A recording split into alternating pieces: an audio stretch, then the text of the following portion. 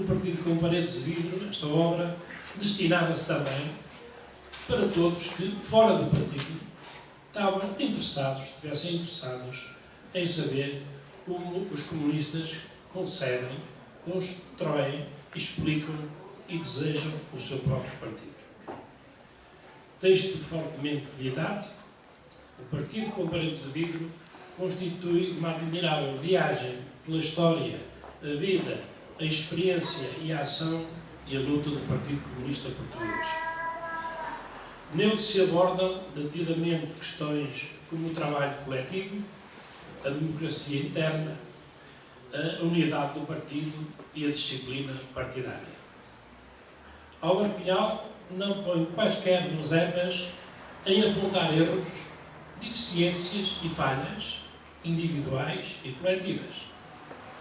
Mostra como elas foram sendo superadas e indica os caminhos e o método para ultrapassar deficiências e falhas que ainda possam subsistir no partido ou que possam vir a reaparecer no futuro. Escrito antes da derrota dos países socialistas do Oeste, portanto, a obra foi publicada primitivamente em 1985, portanto, escrito antes da derrota dos países socialistas do Oeste Europeu e também do fracasso do processo de desagregação de alguns partidos comunistas em países capitalistas, e essa derrota acelerou.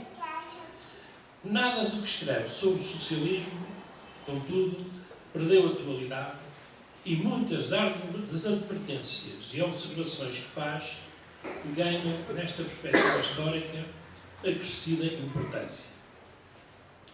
É o caso quando fala da independência, da soberania e da natureza da classe do partido da classe operária e de todos os trabalhadores, da sua composição social e da sua estrutura orgânica, quando fala do processo de enlace entre o partido, a classe e as massas, quando fala da absurda tentativa de separar marxismo e leninismo, quando, referindo-se ao marxismo-leninismo, aponta duas perigosas tendências erradas.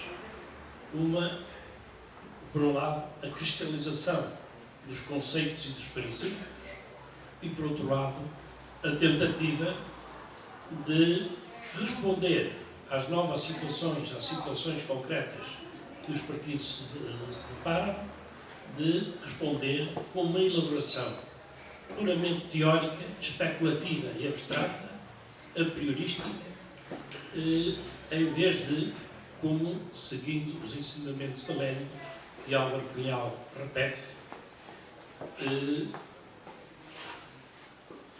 que se traduzem no facto de que o partido, cada partido, deve elaborar a sua estratégia política, elaborar os seus métodos de ação,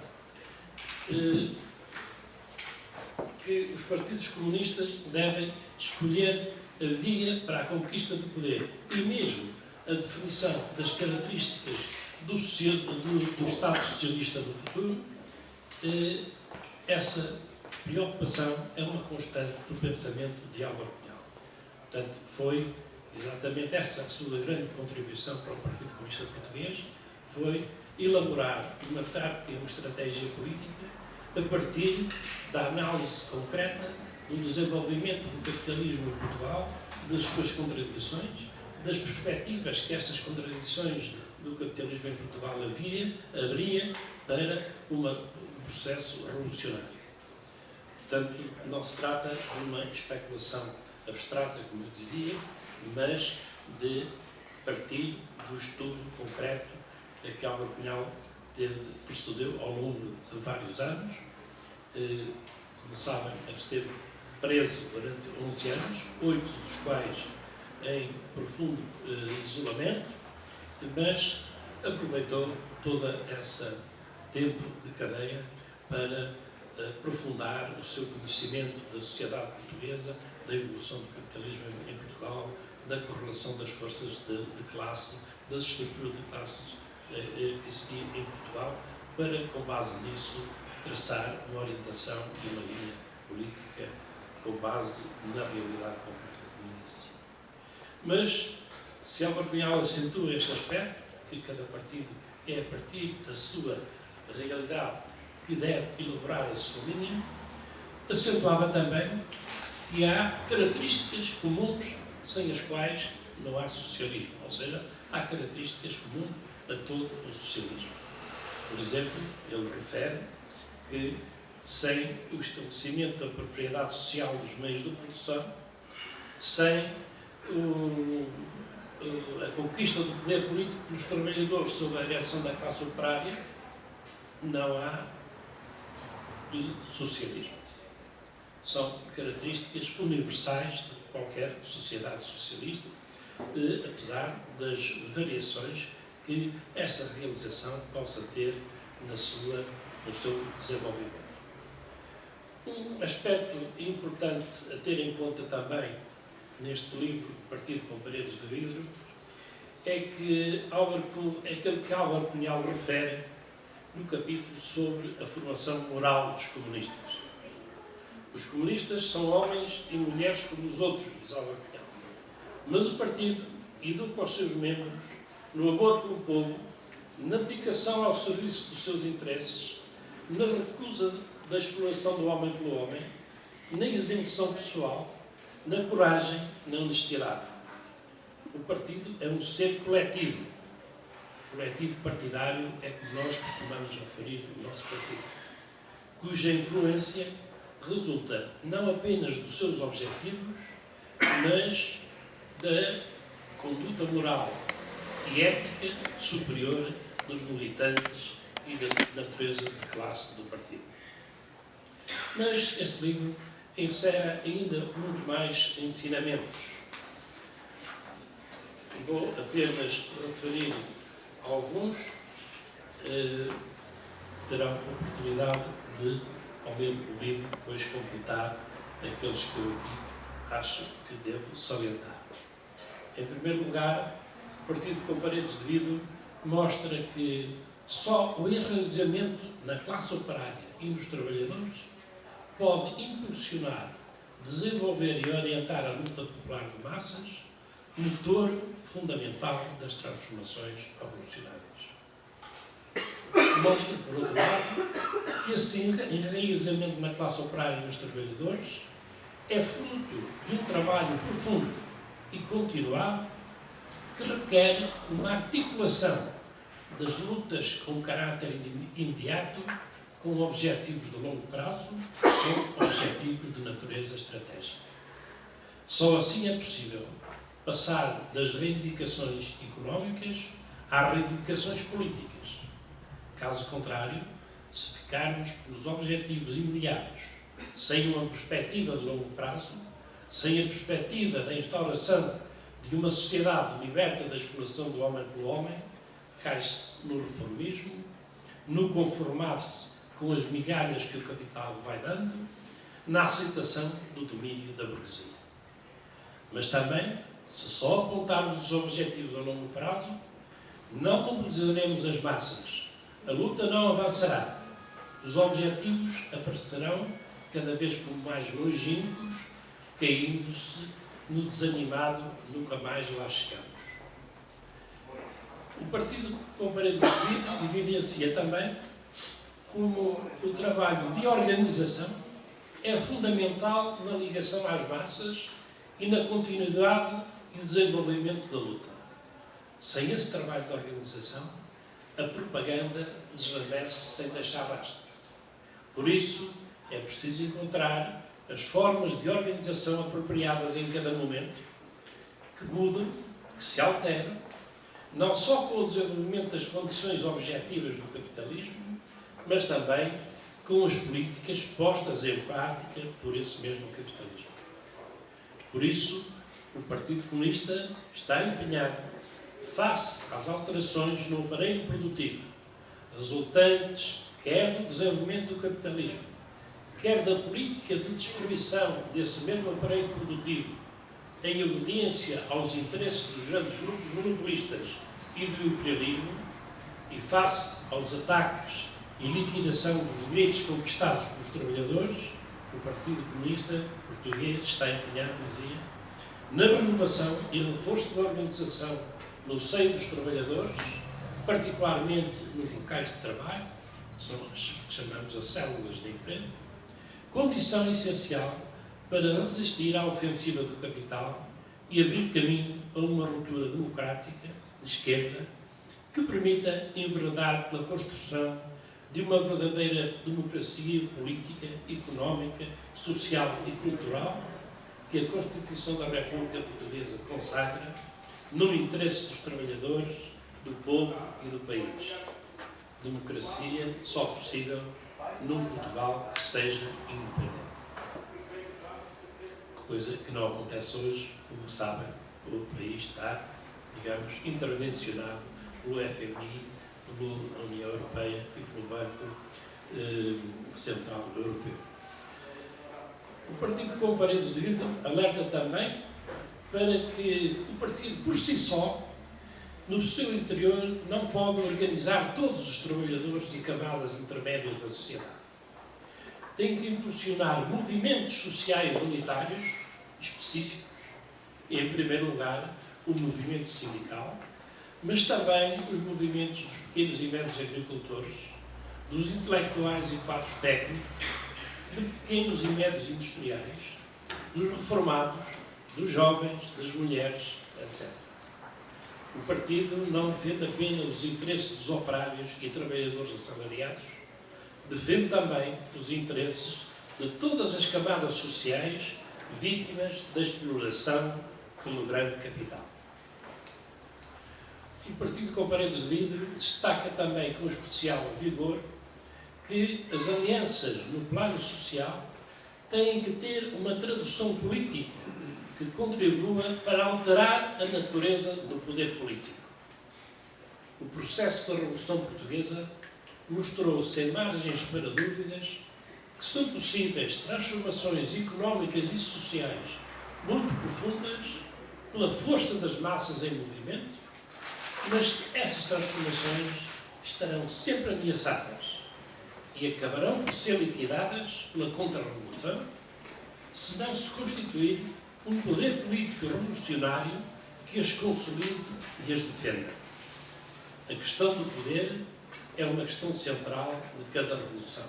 Este, aliás, é o título de um livro de Álvaro Cunhal que chama-se A Questão do Poder, a Questão Central de cada revolução. A questão do Estado e do poder, a questão central de cada revolução.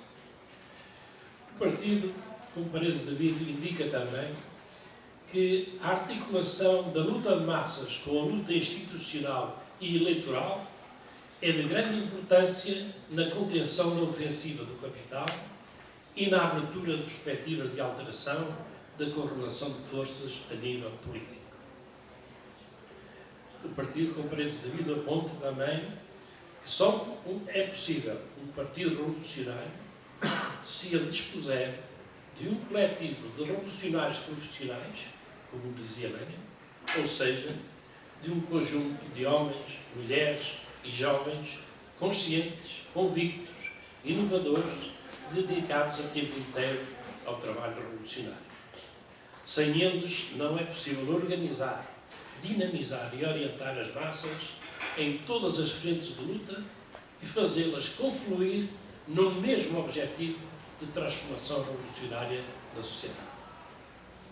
O Partido com Paredes de Vidro torna claro que o Partido Comunista só poderá desempenhar o seu papel de combatente de vanguarda se souber manter a sua unidade, a sua coesão e firmeza ideológica na persecução do seu programa de transformação revolucionária, combatendo o dogmatismo e o imobilismo, ao mesmo tempo que o abandono dos princípios e a influência da ideologia burguesa dominante, desenvolvendo o marxismo-leninismo à luz das novas realidades.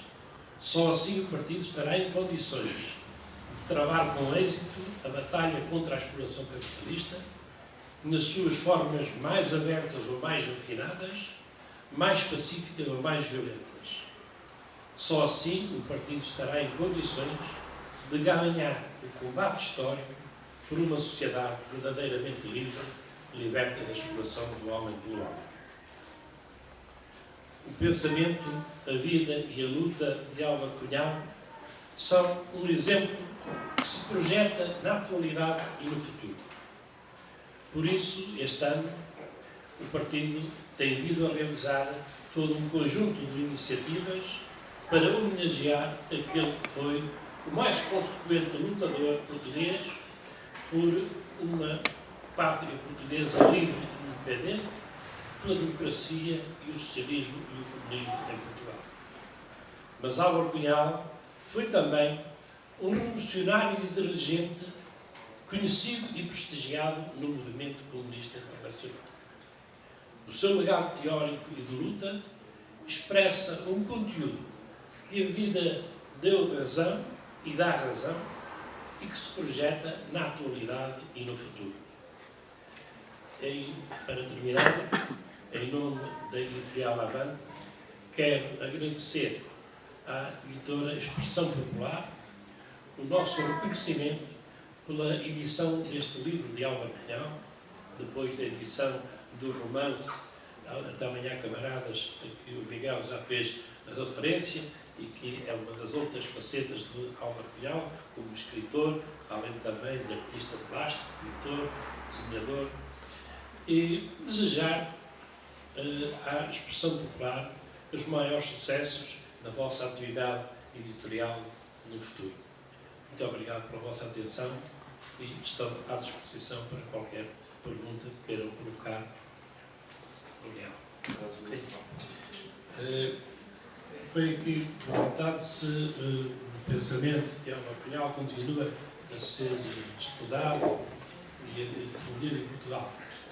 Eu disse, este ano são as comemorações do centenário do Cabral Álvaro Cunhal e têm sido realizadas múltiplas iniciativas precisamente no sentido de fazer chegar não só aos militantes do partido, mas também a todos quantos se interessam pelos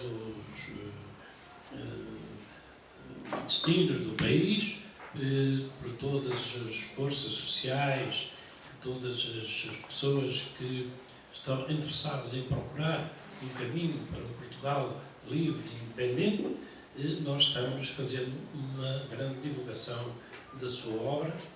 Está a ser editada as obras escolhidas de Álvaro Cunhal, que já saíram 4 tomos. Aqui a livraria da Expressão Popular irá ter essas obras aqui disponíveis para os camaradas conhecerem. Acaba de sair o 4º tomo, que precisamente aborda a temática que este companheiro referiu. Portanto, abarca o período de 1967 a 74, em que foi um período de intenso debate ideológico, quer contra tendências reformistas e de direita, de oportunismo de direita, que em Portugal era sobretudo representado, essas ideias representadas pela Ação Socialista Portuguesa, que era o antepassado do Partido Socialista, de Mário Soares, que, portanto, durante todo esse período, nomeadamente a partir do momento em que Marcelo Caetano, em 1968, em setembro de 68, ascende ao poder, depois de Salazar ter saído por motivos de doença do poder, portanto, o Partido Socialista, tanto chamada Ação Socialista Portuguesa na altura, procurou alinhar com toda a demagogia que Marcelo Caetano veio introduzir, no sentido de que iria liberalizar o regime, e portanto, Mário Soares e os seus companheiros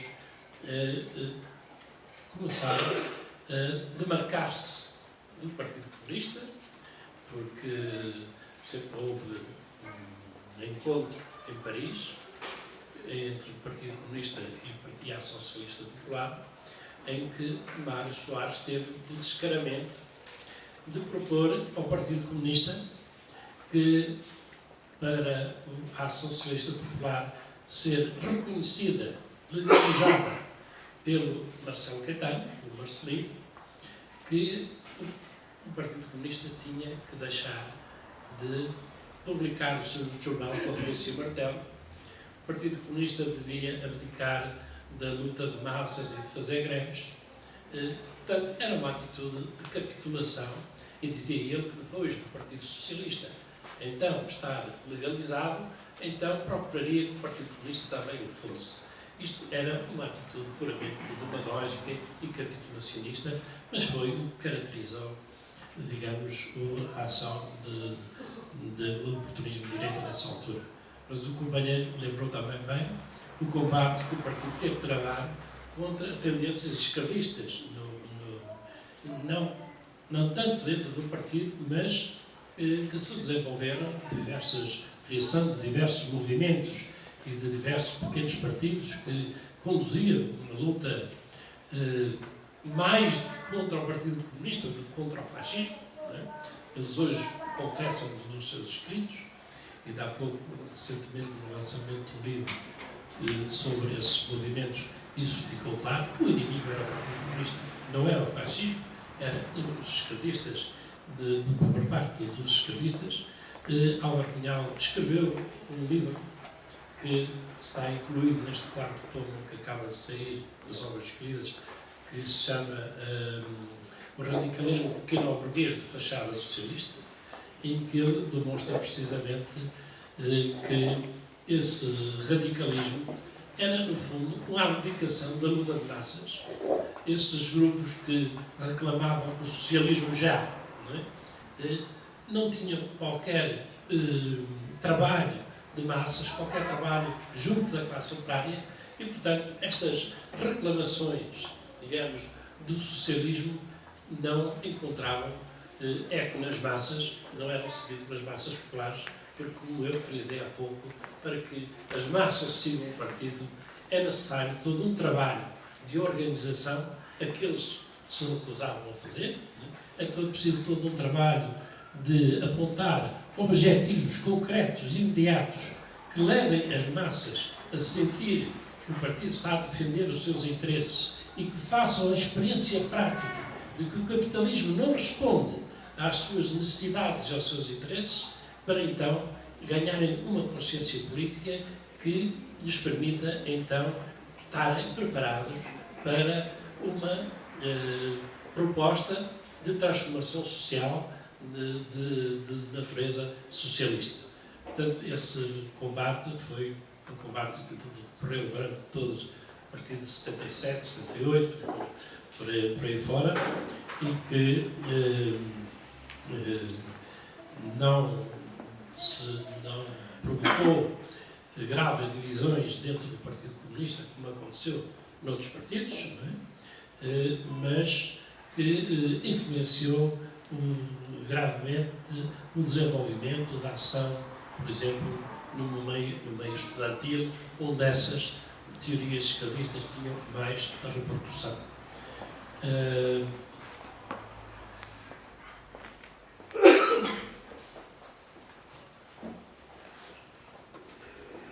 Também, o primeiro companheiro que falou perguntou se o partido tinha avançado ou recuado.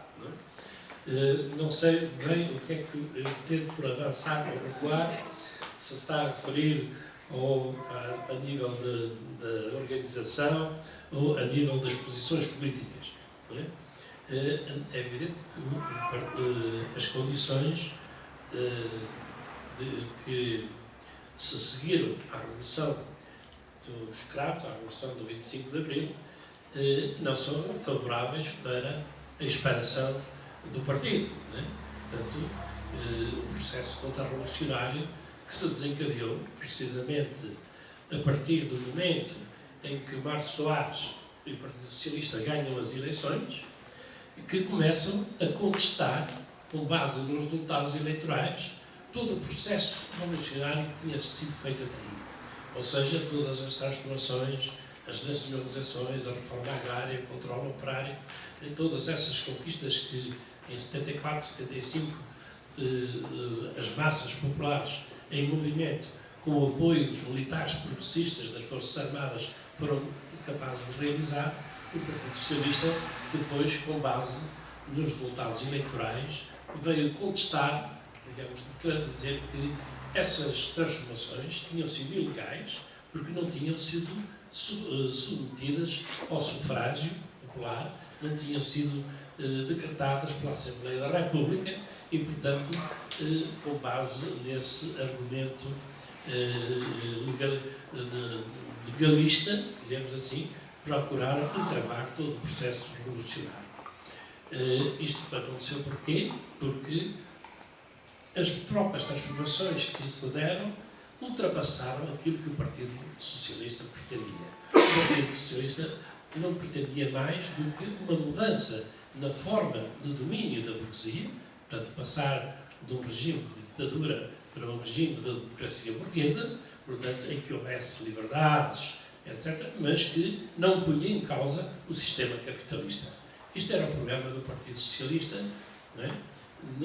Real, não aqueles que eles punham nos seus programas, mas que a Revolução ultrapassou e, portanto, eles colocaram-se imediatamente contra o processo revolucionário.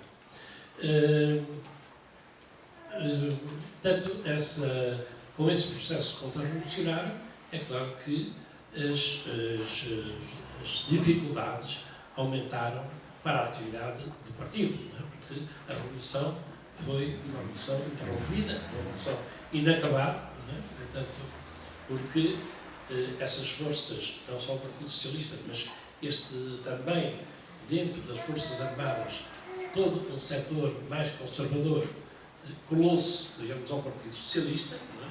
E, portanto, também eles começaram a contestar o processo revolucionário até em seguida, até que no 25 de novembro de 1975 houve um golpe contra-revolucionário e a partir daí surge todo um período que nós chamamos de recuperação capitalista, latifundista e imperialista. Durante esse processo agravou-se com a entrada de Portugal no mercado comum, na União Europeia, na altura, né? No mercado comum hoje, que essa entrada no mercado comum foi utilizada como um pretexto também para contestar a Revolução. Para podermos beneficiar, digamos, do mercado comum, de um mercado de 400 milhões de habitantes, para podermos receber os fundos da União Europeia, Portugal não pode ter, não pode haver Portugal as nacionalizações que existem dos setores fundamentais da atividade económica, não pode haver uma reforma agrária de características socialistas como aconteceu, como tinha acontecido em Portugal, e portanto começaram também a utilizar, se querem entrar na União Europeia, então temos que desistir de todas estas transformações revolucionárias que se deram, senão a Europa não admite a entrada de Portugal no mercado comum. Depois, com a entrada no mercado comum, então desenvolve-se todo um processo de destruição da economia portuguesa. Com a entrada no mercado comum, segue-se um processo de destruição do aparelho produtivo nacional. Portanto, a União Europeia pagava para os pescadores destruírem as embarcações e deixarem de pescar, os agricultores deixarem de cultivar as terras e a União Europeia pagava para não se cultivar, não é? E Portugal transformou-se num país com uma economia completamente dependente do estrangeiro, das importações. Portugal, por exemplo, a nível alimentar, hoje é um país que importa 80% daquilo que consome. Não é? Portanto, isto dá bem a noção da política de, digamos, terra queimada que a União Europeia impôs ao nosso país. Portanto, eles chegavam junto dos agricultores, não é? e pagavam para não produzir, para cortarem, por exemplo, no norte do país, em que era o principal produto era o vinho, a cultura do vinho, né? Eles pagavam por cada árvore que se cortava, davam um X para cortar a videira. Né? E, portanto, eles fizeram isto, portanto, em todos os ramos da economia. Nós tínhamos uma indústria naval fortíssima, que também foi desmantelada, porque fazia concorrência à indústria naval francesa e alemã, etc. E, portanto, Portugal não podia ter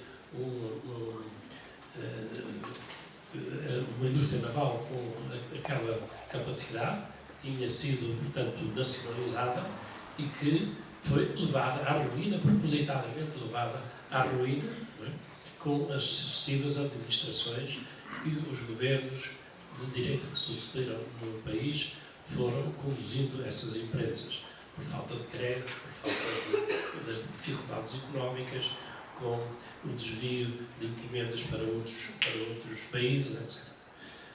Portanto, nestas condições, o desenvolvimento do partido conhece muitas dificuldades, porque com o desmantelamento, com a falência das empresas, o desmantelamento, portanto, da produção, com o crescimento brutal do desemprego, torna-se cada vez mais difícil organizar os trabalhadores, não é? Porque as empresas fecharam, os trabalhadores estão no desemprego e, portanto, a sua mobilização torna-se muito mais complicada, muito mais difícil, embora o partido procure dirigir também o seu trabalho para essas camadas desempregadas, mobilizadas para a luta, para propondo e defendendo a reindustrialização do país, defendendo que as grandes empresas financeiras e as grandes empresas dos setores básicos da economia devem ser recuperados pelo Estado como meio de garantir meios para financiar todo esse processo de reconstrução do país a que esta integração na União Europeia levou. Camarada, por favor, só uma pergunta mais. O partido defende a permanência de Portugal na União Europeia ou é contra essa permanência? No momento, nós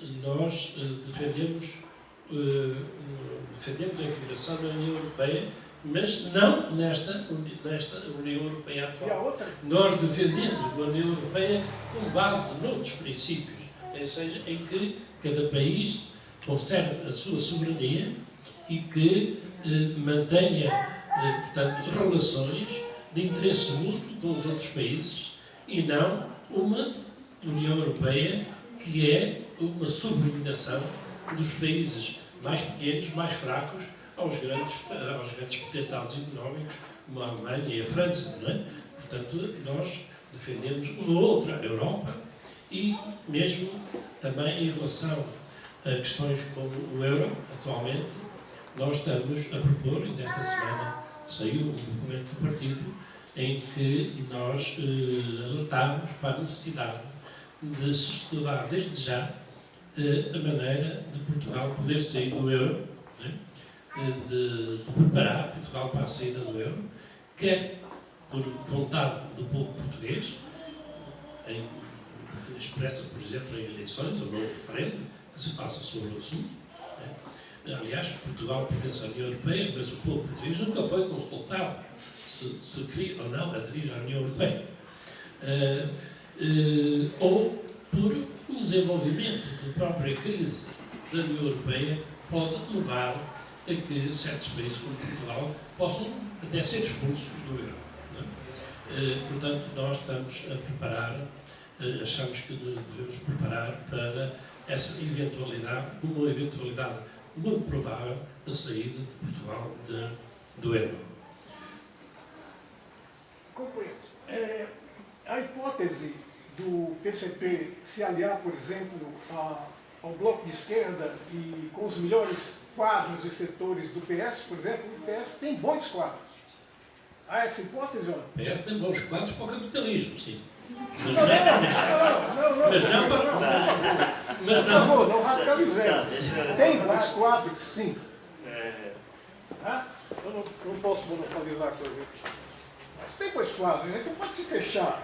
Não é? Somos os puros, os perfeitos, os únicos que são capazes de conduzir esse processo. Não se trata de uma questão de princípio, trata-se de uma verificação prática. É isso mesmo. Ao longo de quase 40 anos, faz provar 40 anos de revolução, o Partido Socialista conduziu, sempre que esteve no poder, uma política capitalista, uma política que em nada se diferencia da política dos partidos da direita e, portanto, nós não temos nenhuma razão para qualquer aliança com o Partido Socialista.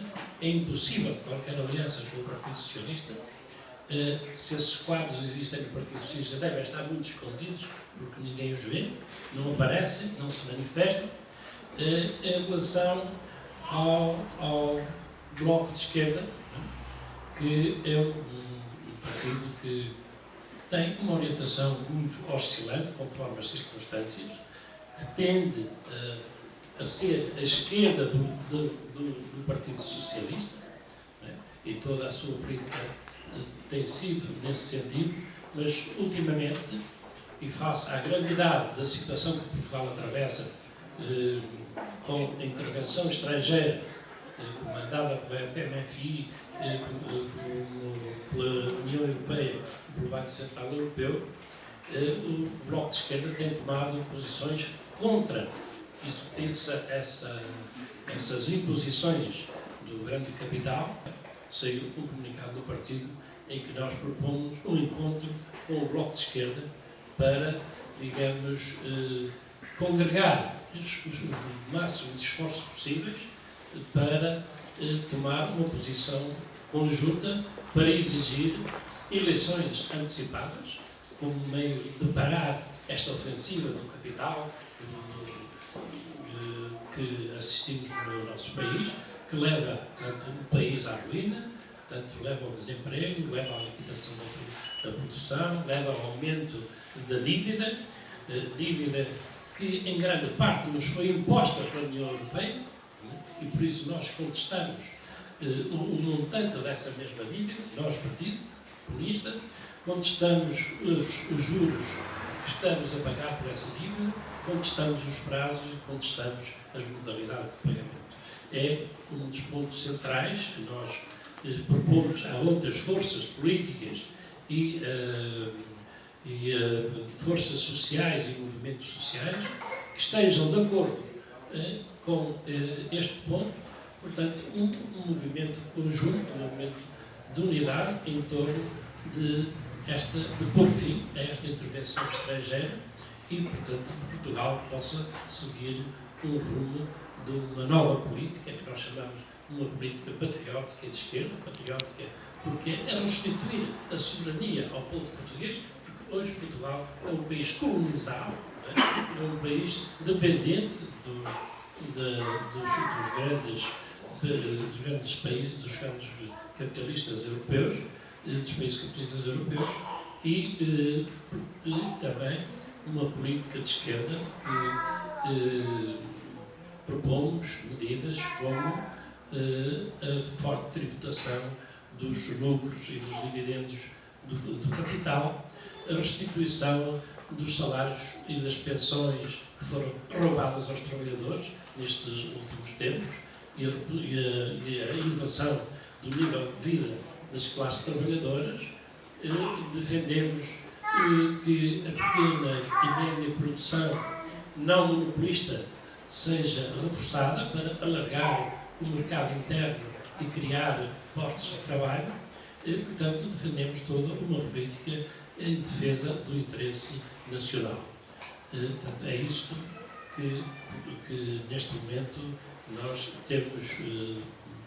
propomos, e neste projeto não cabe o Partido Socialista, porque o Partido Socialista subscreveu o pacto de agressão, como nós dizemos, ou essa submissão à troika do FMI, da União Europeia e do Banco Central Europeu, foi o Partido Socialista que subscreveu, digamos, foi o que pediu essa intervenção estrangeira e que, com os outros partidos da direita, subscreveu e continua a defender, não é? Portanto, esse pacto que nós rejeitamos.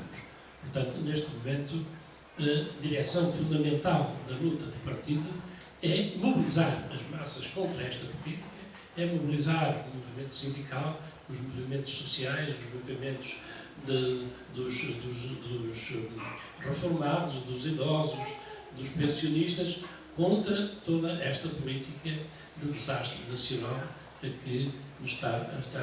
para a qual Portugal está a ser conduzido.